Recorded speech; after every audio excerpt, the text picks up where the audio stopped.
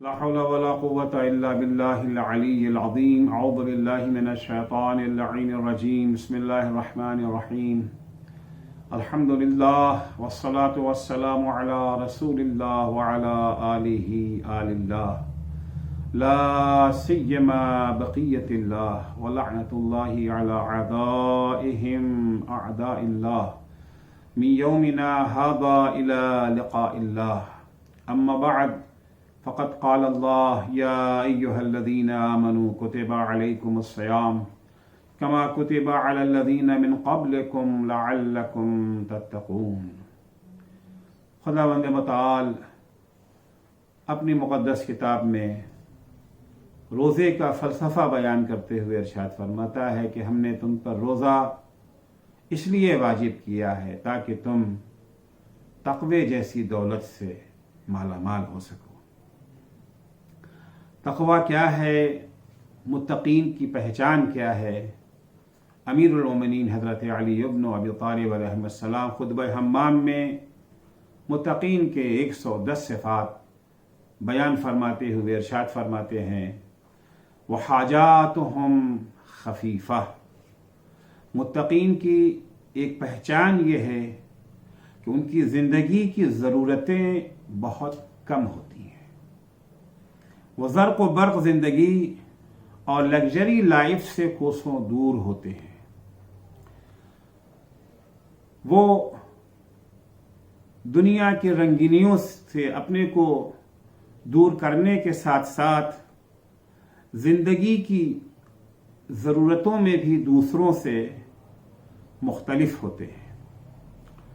اس دنیا میں بسنے والے سارے افراد زندگی کی ضرورتوں کے لحاظ سے بھی یکساں نہیں ہیں.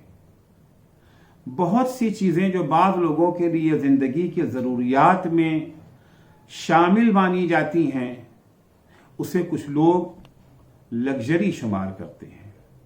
بہت سی چیزیں جو آج زندگی کی ضرورت مانی جاتی ہیں جن کے بغیر زندگی کا تصور نہیں کیا جا سکتا وہ کچھ عرصہ پہلے لگژری سمجھی جاتی تھی. متقی و پرہیزگار افراد سماج اور زمانے کی پرواہ کیے بغیر اپنی ضرورتوں کا تعین کرتے ہیں اور اس کے لیے کم ترین مقدار معین کرتے ہیں. اگر انہیں لباس کی ضرورت ہوتی ہے تو وہ سستے سے سستا لباس تلاش کرتے ہیں. اگر انہیں مکان کی ضرورت ہوتی ہے تو کم قیمت ترین مکان لیتے ہیں. اگر انہیں کھانے کی ضرورت ہوتی ہے تو سادہ ترین کھانا انتخاب کرتے ہیں. وہ اپنے ہاتھوں سے اپنے کو ہلاکت میں نہیں ڈالتے. وہ ان لوگوں کے مانند ہوتے ہیں جو دنیا کے زرق و برق اور لگژری زندگی کے بغیر زندہ رہنے کی عادت ڈالتے ہیں. وہ ان لوگوں کے مانند نہیں ہوتے جو زرق برق پرتعیش لگژری زندگی کے بغیر رہنے کا سوچ نہیں سکتے. وہ اپنے لیے عالیشان زندگی فراہم کرنے کی صلاحیت رکھنے کے باوجود اس کے قریب بھی نہیں جاتے. انہوں نے اپنے کو سادہ اور معمولی زندگی کا اس طرح سے عادی بنا لیا ہے انہیں سادہ زندگی سے نہ صرف یہ کہ تکلیف نہیں ہوتی بلکہ وہ اس میں سکون محسوس کرتے ہیں. اس قسم کی سادہ زندگی بسر کرنے کی عادت ڈالنے والوں کو اگر کبھی زندگی کی مشکلوں کا سامنا کرنا پڑ جاتا ہے، مہنگائی اور قحط کا شکار ہونا پڑ جاتا ہے تو قناعت کی عادت کے باعث وہ کسی قسم کی پریشانی محسوس کیے بغیر خود کو نئے حالات میں ڈھال لیتے ہیں. لیکن ایسے حالات میں پرتعیش اور لگژری زندگی بسر کرنے والے افراد کی چیخیں نکل جاتی ہیں. ان کا دم گھٹنے لگتا ہے. صدر اسلام میں اسلام کی ترقی اور دشمن کے تباہ کن دباؤ اور پریشر کے باوجود مسلمانوں کے شکست نہ کھانے کا سبب یہی ہے کہ انہوں نے اپنے کو کم ترین ضروریات زندگی کے ساتھ جینے کا ہنر سیکھ لیا تھا، مختصر ترین ضروریات کے ساتھ زندگی بسر کرنے کی انہوں نے عادت ڈالی تھی۔ انہوں نے اپنی اس خصلت کے ذریعے مشرکوں کے اقتصادی دباؤ اور معاشی ناکہ بندی کے مقابلے میں خود کو انشور کر لیا تھا۔ شیب ابی طالب کی سختیاں، اقتصادی ناکہ بندی اور مسلمانوں کی قوت برداشت و ثبات قدم زباں زدے خاص و عام تھا، ہر زبان پر اسی کا چرچا تھا۔ اسلام نے ایک طرف قرآن مجید کی آیتوں، پیغمبر اکرم کے ارشادات، اور دوسری طرف انبیاء کرام خصوصاً خاتم النبیین حضرت محمد مصطفیٰ صلی اللہ علیہ وآلہ وسلم کی عملی سیرت کے ذریعے مسلمانوں کی ایسی تربیت کر دی تھی، ان کے لیے ایک ایسا آئیڈیل فراہم کر دیا تھا کہ زندگی کی رنگینیاں ان کی نگاہوں میں بے معنی ہو گئی تھی۔ اگر وہ زرق و برق زندگی بسر کرنا چاہتے بھی تھے تو ان کا ایمان انہیں اس کی اجازت نہیں دیتا تھا۔ انہیں قناعت کا ایسا سبق سکھا دیا گیا تھا کہ وہ کم ترین چیزوں پر قانع ہو جاتے تھے اور کبھی بھی زندگی کی مشکلوں کا گلہ و شکوہ نہیں کرتے تھے۔ مسلمان ان کی صف میں سلمان و ابو ذر و مقداد و عمار جیسے افراد موجود تھے۔ سلمان جیسوں کی ایسی تربیت ہو گئی تھی کہ سلمان جب مدائن کے گورنر بن کر شہر میں داخل ہوئے ہیں تو ان کے ہمراہ صرف ایک چھوٹی سی پوٹلی تھی، اور جب شہر میں سیلاب آیا تو اپنی وہی چھوٹی سی پوٹلی اٹھا کر شہر سے باہر آ گئے اور کہنے لگے نجل مخففون، نجات پا گئے اپنی زندگی کی ضرورتوں کو مختصر رکھنے والے۔ سلمان جیسوں نے یہ سبق رسول اکرم صلی اللہ علیہ وآلہ وسلم اور حضرت علی علیہ السلام کی سیرت طیبہ سے سیکھا تھا۔ ان کی نگاہوں میں آئیڈیل انہی بزرگوں کی زندگیاں تھیں۔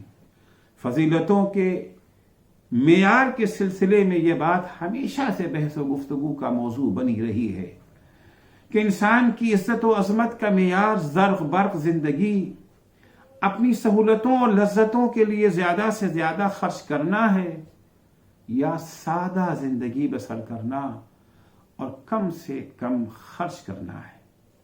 آج کی مادی دنیا اور خاص کر اس دور کی مادی دنیا، اس میں جتنا زیادہ کنزیوم کیا جائے، جتنا زیادہ خرچ کیا جائے، اتنا ہی انسان کے وقار و اعتبار میں اضافہ ہوتا ہے۔ لیکن اسلام کا نظریہ اس کے برعکس ہے۔ امیر المومنین رسول خدا کی سیرت بیان کرتے ہوئے فرماتے ہیں کانا رسول اللہ خفیف المعونہ۔ رسول خدا کی شان یہ تھی، رسول خدا کی عظمت یہ تھی کہ آپ کم خرچ تھے۔ اگر زیادہ خرچ کرنا فضیلت ہوتی تو امیر المومنین کبھی بھی حضرت کے فضائل کے ذیل میں آپ کا کم خرچ ہونا ذکر نہ کرتے۔ ظاہر سی بات ہے، زندگی کی ضرورتیں جتنی بڑھیں گی اتنا ہی خرچ میں اضافہ ہوگا، اور جتنی ضرورتیں گھٹیں گی اتنا ہی خرچ میں کمی ہوگی۔ زندگی کی واقعی ضرورتوں کو پورا کرنا نہ زہد کے خلاف ہے اور نہ تقویٰ کے۔ احادیث کی روشنی میں واقعی ضرورتوں کو فراہم کرنے کے لیے سعی و کوشش عبادت ہے، دینی عمل ہے۔ جب رسول خدا صلی اللہ علیہ وآلہ وسلم اور امیر المومنین کی زندگی اتنی سادہ اور غریبانہ ہو تو پھر ان کے پیرو اور ان کے چاہنے والے ایسے کیوں نہ ہوں؟ جب امیر المومنین اپنے قوت بازو سے کمائی ہوئی دولت غریبوں اور محتاجوں میں تقسیم کر دیں، خود سوکھی روٹی پر گزر بسر کر لیں، تو پھر آپ کے شیدا اور عاشق ٹھاٹ باٹ کی زندگی کیسے بسر کر سکتے ہیں؟ علی جیسی زندگی تو ہم بسر نہیں کر سکتے، مگر اس سے کچھ ملتی جلتی زندگی تو بسر کر سکتے ہیں۔ مولا نے بھی ہم سے یہ نہیں چاہا کہ ان کی جیسی زندگی بسر کریں، خود فرمایا ہے الا انکم لا تقدرون علی ذلک ولکن اعینونی بورع واجتہاد وعفت وصداد۔ مولا نے ہم سے کوشش کرنے کو کہا ہے کہ ہم اس طرح کی زندگی نہ صحیح اس کے مشابہ زندگی بسر کرنے کی کوشش کریں۔ عزیزو، اگر ہم نے علی کے مشابہ زندگی بسر کرنے کی کوشش کی اور صرف اپنی ضروریات کو پورا کرنے کے لیے کوشش کیا، محنت کیا، تو عرض کیا میں نے کہ یہ نہ صرف یہ کہ یہ دنیا داری نہیں ہے، دنیا پرستی نہیں ہے، بلکہ یہ دینی عمل ہے۔ لیکن ضرورت سے زیادہ خرچ، زندگی کی چمک دمک میں اضافے کے لیے خرچ کر دینا دنیا داری ہی کہا جا سکتا ہے۔ قناعت اور کم خرچ ہونے میں جو سکون ہے وہ لگژری زندگی میں اس کا تصور بھی نہیں کیا جا سکتا۔ البتہ ایک دفعہ پھر یہ بات واضح کر دینا چاہتا ہوں کہ اسلام نے حلال طریقے سے کمائی جانے والی دولت کے لیے کوئی حد معین نہیں کی ہے۔ اسلام نے ضرورت سے زیادہ مال کمانے پر پابندی نہیں لگائی ہے، اسے مکروہ ہو، مذموم و ناپسندیدہ عمل بھی قرار نہیں دیا ہے۔ ہاں، ضرورت سے زیادہ خرچ کی مذمت ضرور کی ہے۔ اپنی کمائی میں سے بقدر ضرورت خرچ کرنے کے بعد جو بچ جائے اسے راہ خدا میں انفاق کرنے کی دعوت دی گئی ہے۔ چنانچہ سورہ بقرہ آیت 219 میں ارشاد ہوتا ہے وَيَسْأَلُونَكَ عَنِ الْخَمْرِ وَالْمَيْسِرِ قُلْ فِيهِمَا اسْمٌ كَبِيرٌ۔ میرے حبیب، یہ لوگ آپ سے شراب اور جوئے کے بارے میں پوچھتے ہیں، ان سے کہہ دیجئے کہ ان دونوں میں بہت بڑا گناہ ہے۔ وَمَنَافِعُ لِلنَّاسِ، البتہ تھوڑا بہت فائدہ بھی ہے، لیکن وَإِسْمُهُمَا أَكْبَرُ مِن نَّفْعِهِمَا، ان کا گناہ ان کے فائدے سے زیادہ ہے۔ وَيَسْأَلُونَكَ مَاذَا يُنْفِقُونَ، آپ سے یہ بھی پوچھتے ہیں کہ ہم کیا انفاق کریں، کیونکہ جا بجا قرآن مجید میں انفاق کا حکم ہے۔ کیا انفاق کریں؟ قُلِ الْعَفْوَ، ان سے کہہ دیجئے کہ اپنے ضروری اخراجات کے بعد جو بچ جاتا ہے اسے انفاق کر دیں۔ كَذَلِكَ يُبَيِّنُ اللَّهُ لَكُمُ الْآيَاتِ لَعَلَّكُمْ تَتَفَكَّرُونَ، اسی طرح سے اللہ اپنی نشانیوں کو بیان کرتا ہے تاکہ تم اس کے بارے میں غور و فکر کرو۔ پرہیزگاروں کا کم خرچ ہونے اور سادہ و معمولی زندگی بسر کرنے کا راز ان کے عشق الہی میں تلاش کرنا چاہیے۔ یہ راز وہاں چھپا ہوا ہے۔ جب عشق الہی کا بے بہا گوہر انسان کے ہاتھ لگ جاتا ہے تو پھر اس کی نگاہوں میں یہ دنیا اور اس کی رنگینیاں حقیر و پست ہو جاتی ہیں۔ عشق الہی میں غرق انسان اپنی روحانی کیفیت اور خواہشات و تعلقات کو ان لفظوں میں بیان کرتا ہے مَا لِعَلِيٍّ وَزِينَةِ الدُّنْيَا، علی کو دنیا کی زینتوں اور رنگینیوں سے کیا سروکار۔ وَكَيْفَ أَفْرَحُ بِلَذَّةٍ تَفْنَىٰ، اس لذت کو حاصل کر کے کیسے خوش ہو جاؤں جو فنا ہو جانے والی ہے۔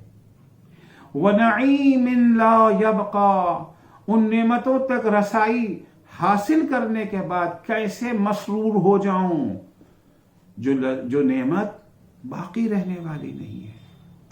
دیکھیے، گلاس کو ہوا سے بھریں یا پانی سے بھریں گے تب بھی گلاس بھر جاتا ہے، ہوا سے بھریں گے تب بھی گلاس بھر جاتا ہے۔ گلاس میں جتنا پانی کم ہوتا جائے گا اتنی ہی ہوا بھرتی جائے گی، اور جتنا گلاس میں پانی بڑھتا جائے گا ہوا کم ہوتی جائے گی۔ دل کے ظرف میں بھی جتنا عشق الہی بڑھتا جائے گا اتنا ہی دنیا طلبی اور ہوا پرستی گھٹتی جائے گی، اور جتنا حب دنیا میں اضافہ ہوتا جائے گا اتنا ہی عشق الہی میں کمی آتی جائے گی۔ ائمہ طاہرین علیہ السلام، خصوصاً حضرت علی علیہ السلام کی نگاہ میں اپنی ضرورتوں کو محدود کرنا اور کم خرچ ہونا کتنا اہم ہے، ایک واقعے سے اس کا بخوبی اندازہ ہو جائے گا۔ سید رضی نے یہ واقعہ نہج البلاغہ کے 3 خط کے ذیل میں نقل کیا ہے، جو مولا نے قاضی شریح کے سلسلے میں تحریر فرمایا ہے۔ قاضی شریح کو دوسرے خلیفہ نے کوفے کا قاضی بنایا تھا۔ جب امیر المومنین حضرت علی بن ابی طالب علیہ السلام کی حکومت کا زمانہ آیا تو آپ نے قاضی شریح کو معزول کرنا چاہا، لیکن جب کوفے والوں کو یہ خبر ملی تو انہوں نے سخت احتجاج کیا۔ وہ کہنے لگے قاضی شریح خلیفہ ثانی کی یادگار ہیں اور ہم ان کی یاد کو مٹتے ہوئے برداشت نہیں کر سکتے ہیں۔ مولا نے کوفے والوں کے احتجاج اور بعض مصلحتوں کے پیش نظر قاضی شریح کو اپنے منصب پر باقی رکھا، لیکن ان سے یہ شرط کر لی کہ وہ کسی بھی مقدمے میں فیصلہ دینے سے پہلے اپنا فیصلہ مولا کو سنائیں، مولا کے سامنے پیش کریں۔ جب مولا فیصلے کی تائید کر دے تب وہ مدعی اور مدعا علیہ کے سامنے اپنا فیصلہ پیش کریں۔ اس طرح سے مولا نے ان کے منصب قضاوت کو بے اثر بنا دیا۔ انہی قاضی شریح نے مولا کی حکومت کے زمانے میں 80 دینار کا ایک مکان خرید لیا۔ 1 دینار کی قیمت تقریباً 3.5 گرام 21 کیرٹ کا سونا ہوتا ہے، یعنی 80 دینار کی قیمت اگر نکالی جائے تو تقریباً 280 گرام 21 کیرٹ کا سونا۔ بظاہر کوئی بہت بڑی رقم نہیں ہے، لیکن جب مولا کائنات کو یہ خبر ملی کہ قاضی شریح جو مولا کی حکومت میں منصب قضاوت پر فائز ہیں جس بھی عنوان سے، جب مولا کو یہ خبر ملی تو مولا نے فوراً ان کو طلب کیا، اور طلب کرنے کے بعد فرمایا کہ میں نے سنا ہے کہ تم نے 80 دینار یعنی 280 گرام سونے کا مکان خریدا ہے، اور اس کے لیے بینامہ اور دستاویز بھی لکھوا لیا ہے اور اس پر گواہی بھی لے لی ہے۔ قاضی شریح نے جواب دیا، جی ہاں، بات ایسی ہی ہے۔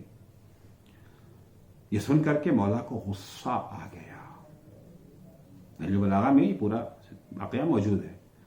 مولا کو غصہ آ گیا اور مولا نے فرمایا، یا شریح اما سیاتیک من لا ينظر فی کتابک ولا يسألک عن بینتک۔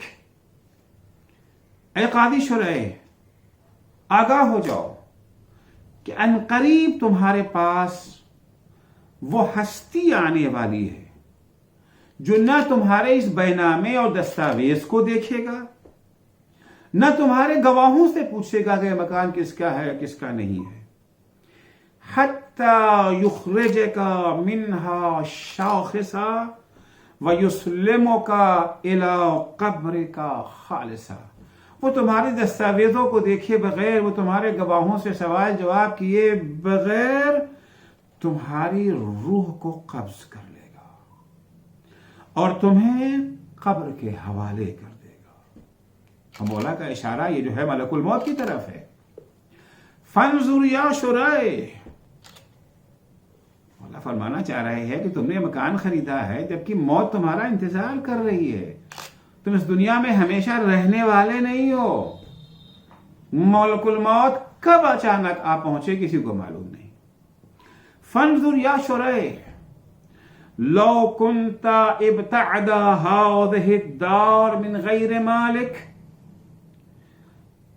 ایک شرائح، اگر تم نے یہ گھر دوسروں کے پیسے سے خریدا ہے، دوسروں کے مال سے خریدا ہے، او نقدت الثمن من غیر حلالک، یا تم نے اس کی قیمت حرام پیسے سے چکائی ہے، فَإِذَا أَنْتَ قَدْ خَسِرْتَ دار الدنیا و دار الآخرہ، تو تم آخرت میں بھی گھاٹے میں ہو اور تم دنیا میں بھی گھاٹے میں ہو. خسرت دنیا والآخرہ.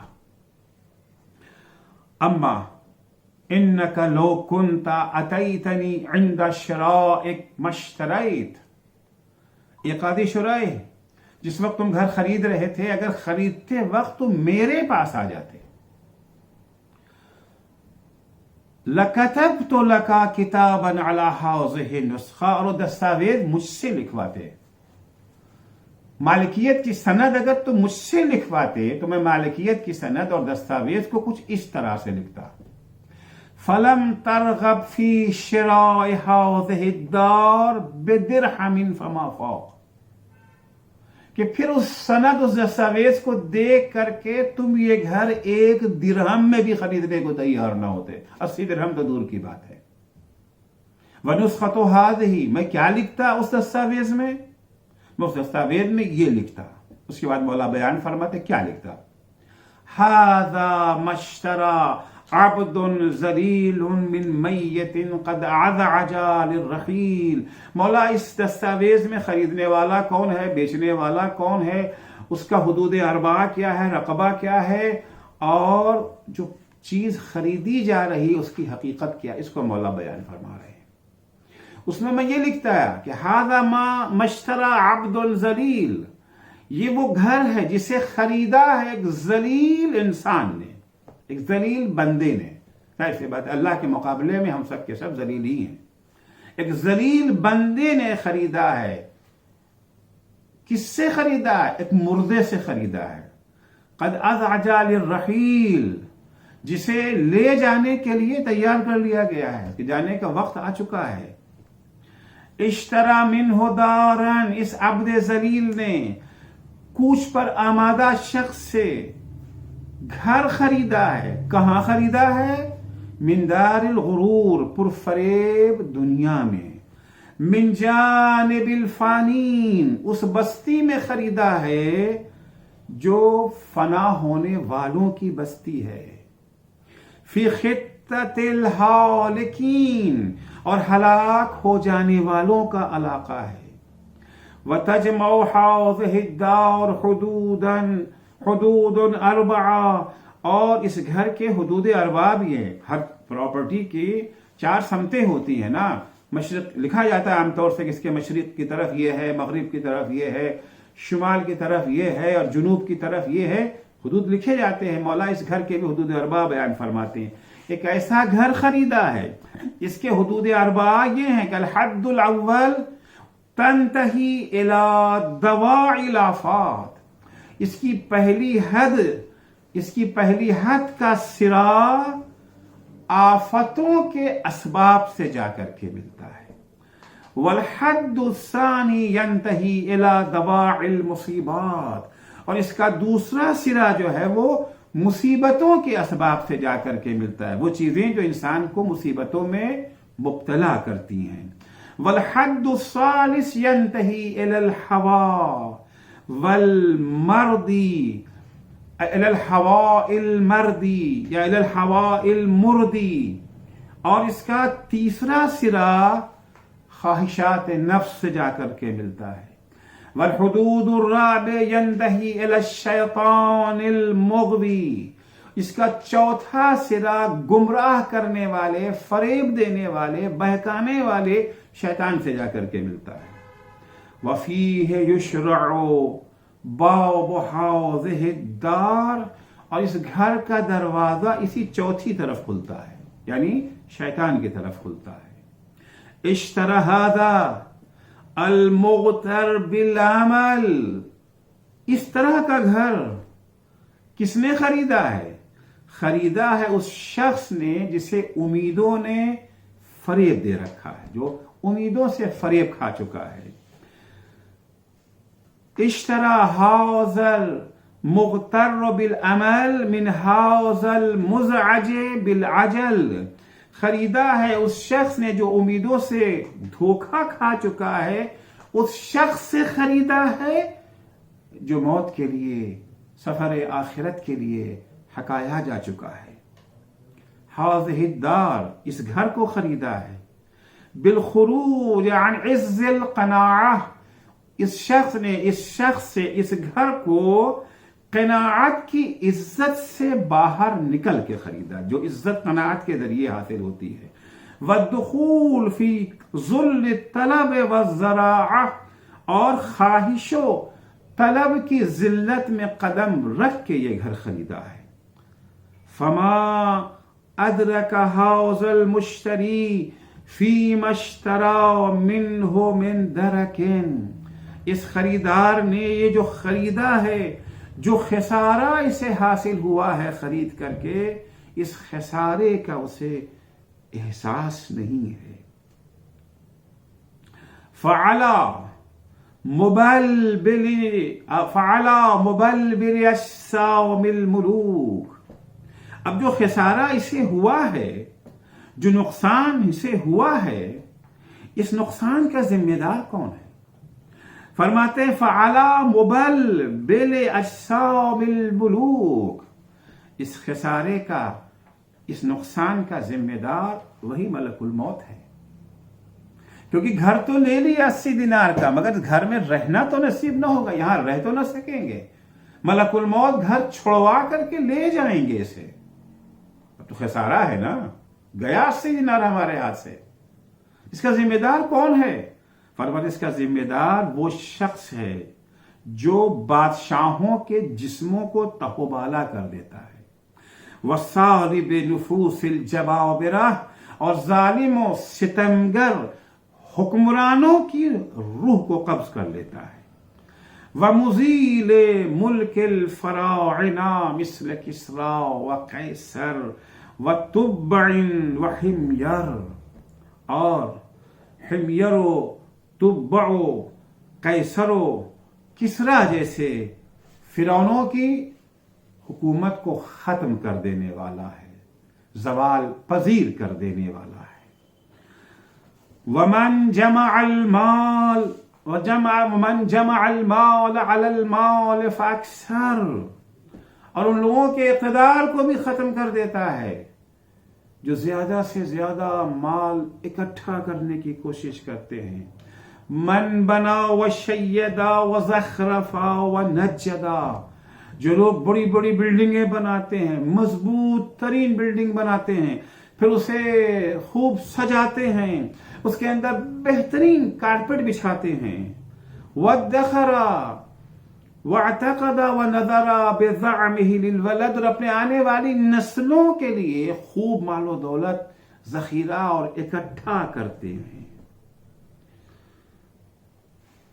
وَإِشْخَاصُهُمْ جَمِيعًا إِلَى مَوْقِفِ الْعَرْضِ وَالْحِسَابِ، وہ شخص ذمہ دار ہے جو ان سب کو یہاں سے لے جا کر کے میدان محشر میں حساب و کتاب کے لیے اللہ جل شانہ کے حضور میں کھڑا کر دے گا. وہ جگہ جو وَمَوْضِعِ الثَّوَابِ وَالْعِقَابِ، جو ثواب اور عقاب کی جگہ ہے، جہاں ثواب ملے گا، جہاں عذاب ملے گا. اذا وقع الامر بفصل القضاء، جب اللہ اپنا فیصلہ سنا لے گا. خسر هنالك المبطلون، تو جو اہل باطل ہیں وہ وہاں کے اوپر نقصان اٹھانے والوں میں نظر آئیں گے. شہد علی ذلک العقل، شہد علی ذلک العقل، اس کے اوپر، اس معاہدے پر، اس دستاویز پر گواہ کون ہے؟ اس سودے پر گواہ عقل ہے. البتہ اذا خرج من اسر الهوى وسلم من علائق الدنیا، اس وقت جب عقل جو ہے وہ خواہشات کی غلامی سے آزاد ہو. آخر کبھی کبھی یہی عقل جو ہے اس کے اوپر خواہشات نفس سوار ہو جاتی ہیں. ہونا تو یہ چاہیے کہ عقل سوار بنے اور نفس سواری بن جائے. عقل کے ہاتھ میں نفس کی باغ ڈور ہو. لیکن اکثر یہ ہو جاتا ہے کہ لوگ عقل کی باغ ڈور خواہشات نفس کے حوالے کر دیتے ہیں، ہوائے نفس کے حوالے کر دیتے ہیں. ظاہر سی بات ہے کہ جب عقل کی باغ ڈور نفس کے ہاتھوں میں آ جائے تو پھر وہ عقل نہیں رہ جاتی. کسی نے امام جعفر صادق علیہ الصلوۃ والسلام سے سوال کیا کہ مولا من العاقل، مولا عاقل کون ہے، ہم کس سے صاحب عقل مانیں؟ مولا نے فرمایا من اعتقل ہواہ، عاقل وہ ہے جو اپنی خواہشات نفس کو باندھ کے کنارے لگا دے. یعنی عقل آزاد ہو، خواہشات نفس پابند ہو. لیکن اگر برعکس ہو جائے کہ عقل پابند ہو جائے، عقل رسن بستہ ہو، عقل اسیر ہو جائے ہوائے نفس کی، تو پھر وہ عقل نہیں رہ جاتی.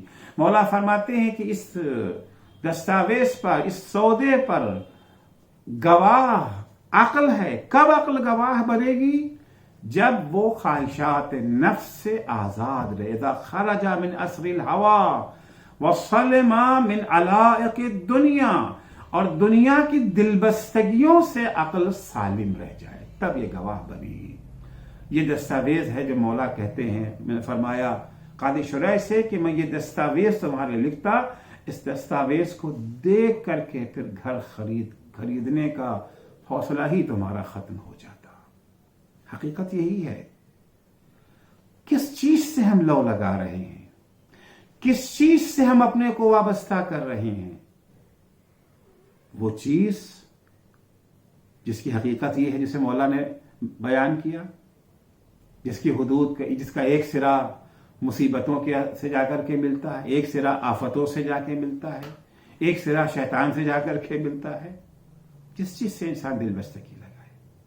لہذا صاحبان تقویٰ وہ ہوتے ہیں جو صرف وہ ضرورتیں جو واقعی ضرورتیں ہیں، جنہیں ضرورت بنا لیا. عرض کیا کہ بہت ساری چیزیں آج ضرورتیں زندگی میں شامل ہو گئی، کل انہیں کو لگژری مانا جاتا تھا. اس کے بغیر انسان چین سے زندگی جو ہے بسر کر رہا تھا، سکون کی زندگی بسر کر رہا تھا. لیکن آج ان کے بغیر لوگ زندہ رہنے کو سوچنے کو بھی تیار نہیں. کیا اس کے بغیر بھی جیا جا سکتا ہے؟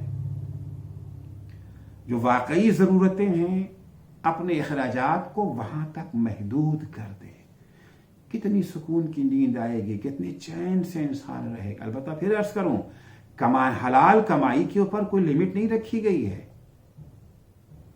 مولا کائنات نے اپنے قوت بازو سے 1 ارب ڈالر کمایا، 1 بلین ڈالر کمایا. جتنے چشمے کھودے، جتنے کنویں کھودے، جتنے باغات وغیرہ لگائے. اگر مولا نے اپنے لیے نہیں رکھا. مولا خود فرماتے وما نلت لی من الارض شبرا، میں نے اپنے لیے 1 بالش زمین بھی حاصل نہیں کی. حق تھا اسی علی کا کہ جب اس کے سر پہ ضربت لگی تو وہ کہتا فزت ورب الکعبہ. ایک دفعہ کا واقعہ ہے کہ پیغمبر اسلام صلی اللہ علیہ وآلہ وسلم کے پاس حبشہ سے تحفے میں کپڑے کا ایک ٹکڑا آیا. کپڑے کا یہ ٹکڑا سونے کے تاروں سے بنا ہوا تھا. ظاہر سی بات ہے رسول خدا کے پاس جو چیز آتی تھی اسے اپنے پاس تو نہیں رکھتے تھے. اب لوگوں کی نگاہیں لگی ہیں، دیکھیں یا رسول اللہ کسے دیتے؟ ہر آدمی کی توقع ہے ہم مجھے مل جائے، مجھے مل جائے، مجھے مل جائے. اس میں تقریباً جو سونے کے تار لگے تھے 3 کلو سونا استعمال ہوا تھا کپڑے کے اس ٹکڑے میں. بہت بڑی چیز ہے. اتنے میں مولا کائنات آ گئے اور پیغمبر اسلام نے وہ کپڑے کا ٹکڑا مولا کے حوالے کر دیا. مولا اسی وقت اٹھے بازار میں گئے, اسے بیچ کر کے, اسے فروش کر کے, بیچنے کے بعد جو پیسہ ملا فروخت کرنے کے بعد, مولا نے اس پیسے کو آخری پیسے تک غریبوں میں, محتاجوں میں, ناداروں میں تقسیم کر دیا. ایک پیسہ بھی اس میں سے مولا اپنے گھر نہیں لے گئے. تو زیادہ کمانا عیب نہیں ہے, بتا حلال طریقے سے. مسئلہ صرف یہ ہے خرچ کرنے کا ہے. خرچ اتنا ہی کریں جتنا ہماری ضرورت ہے. البتہ یہ چیزیں مشق چاہتی ہیں, ایک دن میں انسان کے اندر یہ صفت پیدا نہیں ہو جاتی. آج فرض کیجیے اگر ہم اپنے اوپر $10,000 خرچ کرتے ہیں ماہانہ, کم کرتے چلے جائیں اس کو, 9,500, 9,000, 8,500, 8,000, 7,500, یہاں تک کہ اتنا خرچ باقی رہ جائے جو واقعاً ہماری زندگی کے لیے ضروری ہے. زندہ رہنے کے لیے کھانے کی ضرورت ہے, کپڑے کی ضرورت ہے, بیمار ہو گئے دوا علاج کی ضرورت ہے, بچوں کی تعلیم اور ایجوکیشن کی ضرورت ہے. اب تک پھر وہی ہے, واقعی ضرورتیں. اگر کچھ ضرورتیں ہوتی ہیں نام و نمود کی. ہمارے یہاں ہندوستان میں بہت سارے اسکول ہیں, رنگ برنگ کے اسکول ہیں.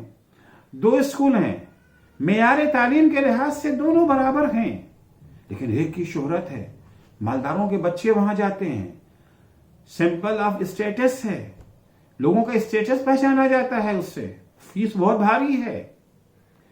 اور دوسرا اسکول وہ ہے یعنی وہ معمولی سی فیس ہے. اسکول کھولنے والوں نے پیسہ کمانے کے لیے اسکول نہیں کھولا ہے, خدمت خلق کے لیے اسکول کھولا ہے. غریب بچے بھی وہاں آتے ہیں, جن کی فیس معاف ہے وہ بھی وہاں آتے ہیں. تب ظاہر سی بات ہے اس اسکول میں بچوں کو بھیجنے کے بعد اسٹیٹس تو نہیں بنتا, یہ تو نہیں پتا چلے گا کہ آپ کتنے دولت مند ہیں یا غریب. وہاں بھیجتے ہیں جہاں کے اوپر بھاری فیس لی جاتی ہے. تو یہ خرچہ ایجوکیشن کا خرچہ نہیں ہے. تعلیم تو دونوں جگہ مل رہی, یہاں بھی مل رہی ہے وہاں بھی مل رہی ہے, بس وہاں کا نام زیادہ ہے, شہرت زیادہ ہے. کپڑا لے رہے ہیں وہی کپڑا ہے, لوگو لگا ہوا ہے فلاں کمپنی کا, تو اس کی قیمت الگ ہے. لوگو نہیں ہے اس کمپنی کا, برانڈڈ نہیں ہے, مثلا مضبوطی کے لحاظ سے, استحکام کے لحاظ سے دونوں برابر ہیں. لیکن یہ جو ہے برانڈڈ کپڑا پہننے کے بعد اسٹیٹس ہی کچھ اور بنتا ہے. تو اسے ضرورت نہیں کہتے.